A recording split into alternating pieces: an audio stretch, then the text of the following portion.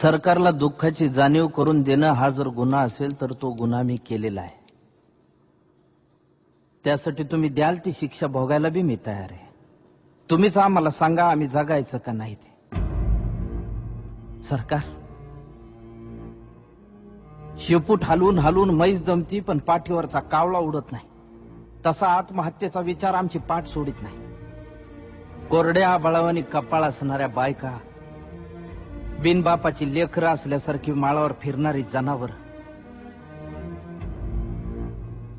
हे सारं गावाला नजर लागली म्हणून नाही झालं सरकार।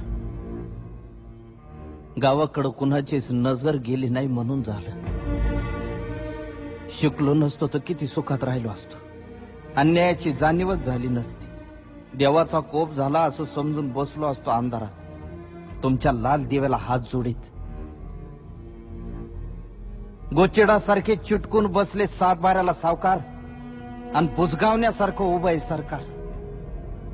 आभाळ वागतंय सावत्र आईवर, दुष्काळाचं कुरूप ठणकत चाललंय आणि शेतकऱ्यांसाठी कोंडवाडे बांधायचं ठरवून सरकार शांत झोपी गेलंय, देश महासत्ता होण्याची स्वप्न बघण्यासाठी। खिचडीसाठी शाळेत जाणाऱ्या पोरानं चोरून आणलेले 2 घास खाताना त्याच्या बापाला अभिमान वाटावा पोराचा का स्वतःच्या जगण्याची लाज?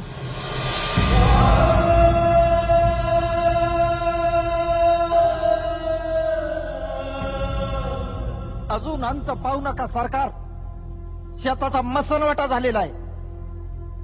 ज्या दिवशी शेतमालाला भाव मिळत नाही म्हणून उभं पीक जाळतो आम्ही, त्या दिवशी तुमच्या नावानं सुतकच पाळतो आम्ही।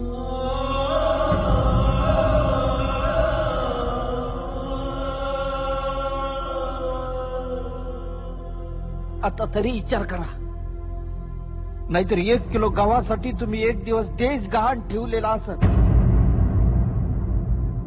त्या दिवशी ध्यान देऊन बघा, माझ्या पिंडाला कावळा शिवलेला असत।